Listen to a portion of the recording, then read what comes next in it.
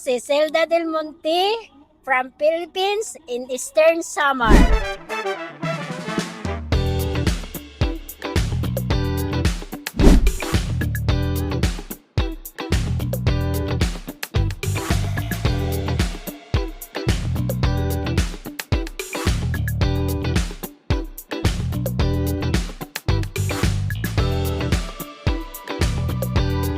Guys, pupunta tayong Satwa. Let's go!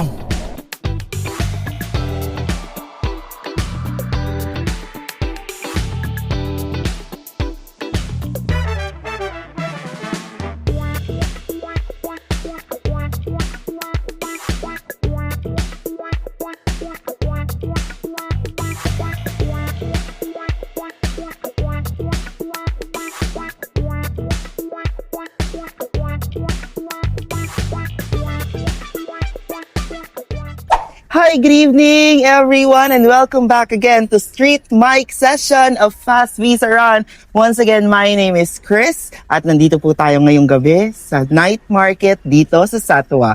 Maghahanap po tayo ng iba't iba nating mga kababayan at alamin natin kung ano ang uri ng pamumuhay ang meron sila dito sa tinatawag nilang Little Manila.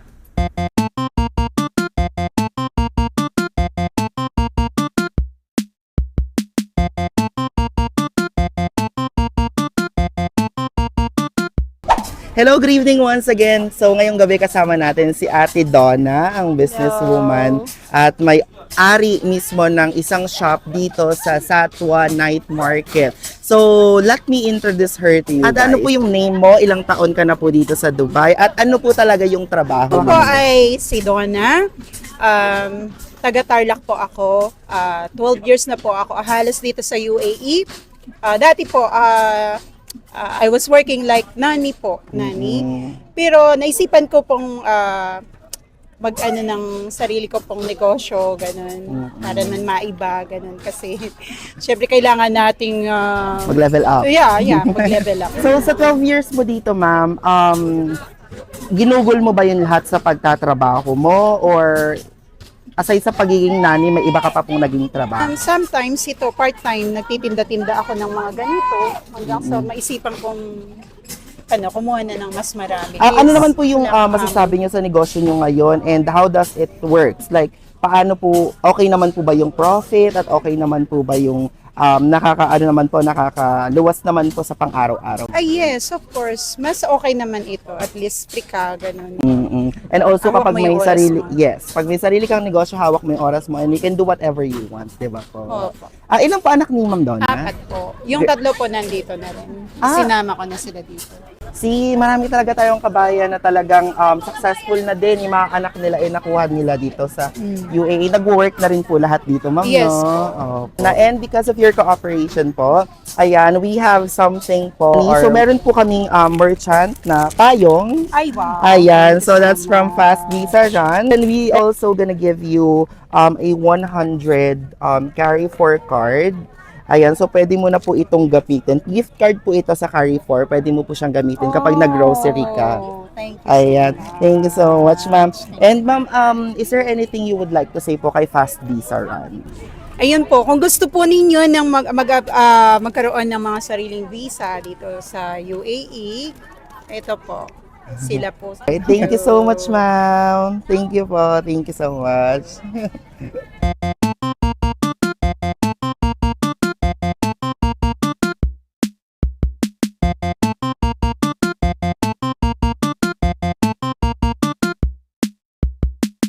Hello, good evening. Ngayon ay kasama naman natin si Mommy Mary Magdalena dito sa Satwa Night Market. Hello, Nanny Mary. Hello Magandang po, gabi po. good evening, magandang gabi din po. Opo, again po, ano po yung pangalan ninyo? Ilang taon na po kayo dito sa Dubai? At ano po talaga yung trabaho ninyo? At trabaho ko po sa bahay, nagbabanta ng bata. Saan nani? Mga 25 years na ako dito sa Dubai. I'm 67 years old. Wow, grabe po, 25 years, ma'am, Yes no? po. For sure, sa 25 years na po na yun, grabe na po yung achievement ni Mommy Mary Magdalena. Achievements, pero may tinutulungan naman. Ah, Paaral, pamangkin, ganun. Ilan po yung anak ni Mommy Mary? Ay, single po ako. Single po. So, yung mga pinapaaral po natin, mga... Pamangkin ko, anak ng kapatid ko po, kaso namatay na. Okay. Tapos ngayon po, sino na lang po yung sinusuportahan natin sa Pilipinas? Sarili ko, pinsan, buo, ang mga, yung gamot, pang vitamin, supplements. Mami Mary, sa 25 years niyo po dito sa Dubai, Yes. ano po sa tingin mo yung pinaka-biggest achievement mo sa pagtatrabaho mo dito? Bahay, ganon.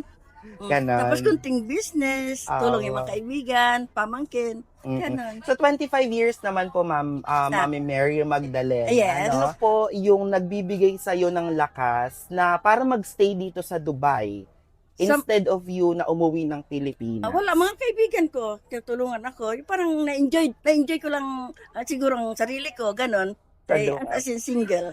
Masaya naman. And congratulations, Mama, for reaching 25 years dito sa Dubai. Salamat. No? Maraming You're maraming welcome. salamat My po. And pleasure. also, sa Thank you. pag-accept po sa amin na ma-interview Dito, kayo. nagpa-part-time din ako dito. Dahil kay madam Ano ko. pong pangalan ng ano? Paulinos. Ayan, Paulinos Yes. Eatery. Eatery. So, pwedeng-pwede yung mga kababayan natin dito sa Dubai. Kapag Yeah. nabisita kayo dito sa Satwa Night Market, Night market. pwedeng-pwede kayong dumaan dito sa Paulino Paulinos. Eatery. Yeah. Na dito po ay puro pagkaing mga Pinoy. Yes. Yung mga mahilig sa mga pika-pika. Ayan, pwedeng-pwede po kayong bumisita rito. Okay. And thank you so much po for your cooperation. Thank you. Because You're of that, welcome. we have something to give you po. We have a newly merchant po na payong po from Fast Week. Oy, salamat na marami. Maulan, tapos Okay, umaaraw, maulan na, di ba? okay. Meron ka rin pong carry for gift card. So, this Okay. is worth 100 dirhams po. Okay, thank so, you pwede po. mo siyang gamitin Maraming sa salamat po. Carrefour. Okay Ha? po. Thank you Okay. so much Thank po. you. And Thank you. Mabait, maganda ang pag-interview, ganun. Salamat na maraming salamat. At saka sa ano na ito, sa regalo. sa regalo. Thank you so much, Mami You're Mary. welcome. Thank you, Congrats. thank you. Nice meeting you Nice po. meeting you Thank too. you so Thank you, much thank po.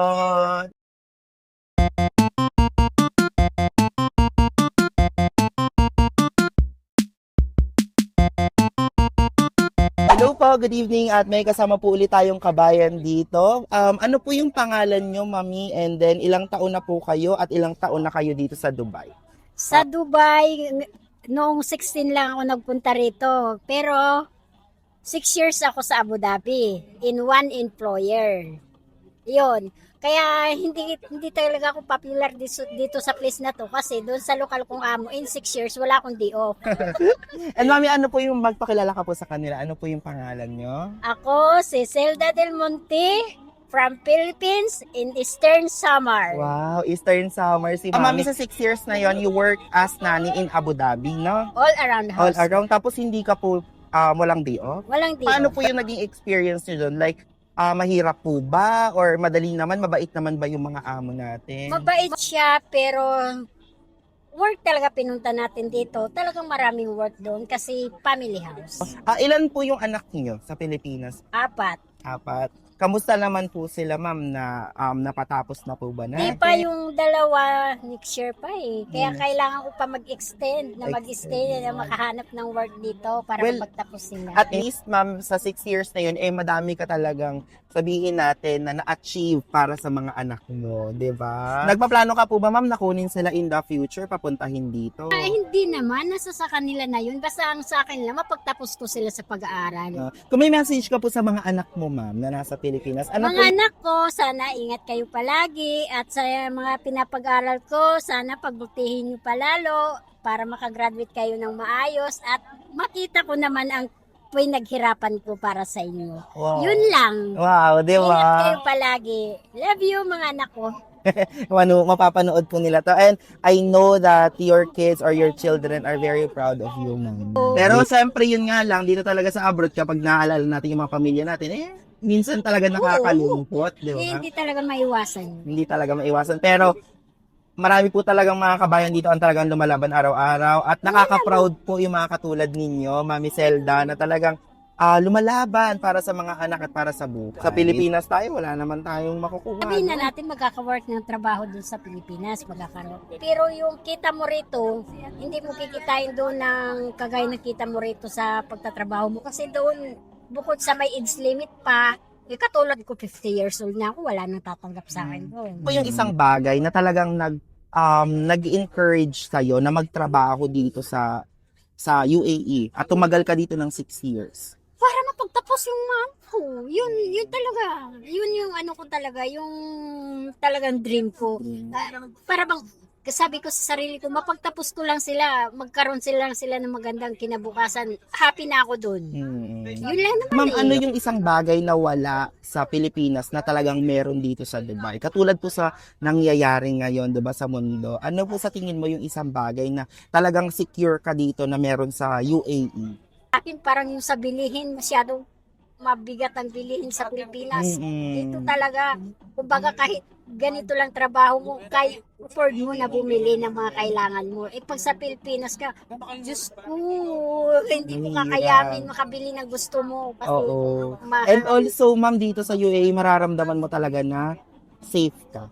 Oo. 'Di ba? Oo. Diba? Kasi kahit hating gabi ka dyan maglakad eh. Oo. Okay lang. Walang Thank you so much, Nanay Zelda, for sharing that to us, ha. And sa pag-cooperate niyo po sa amin, we have something to give you po. Ayan. So, ma'am, again, thank you so much po. Ito po, from Fast Visa Run, ito po ay isang umbrella.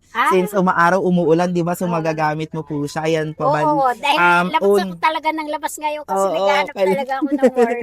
Malay mo may makakita sa'yo, tapos i-hire ka nila, di ba? So, employer ko, 6 years ako doon na baka gusto nyo. And then, we will give you also a worth 100 dirhams gift card po ng Carrefour. So, pwede nyo po Oh, really? Wow! May pang 1 week na akong groceries. And anything po na gusto mong sabihin sa Fast Visa Run. Thank you sa pag-gift nyo. Malaking tulong na yan sa akin. Fast Visa Run. Thank you, ma'am. Thank you po.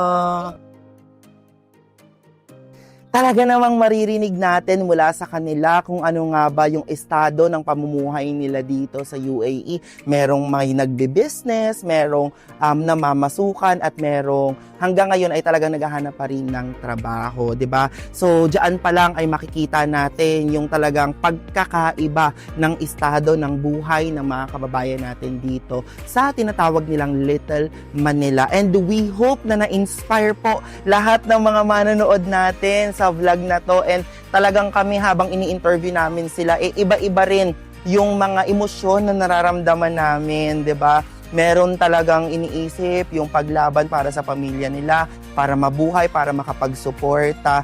At marami pa po talagang mga kababayan natin ang may iba't ibang kwento dito sa Satwa.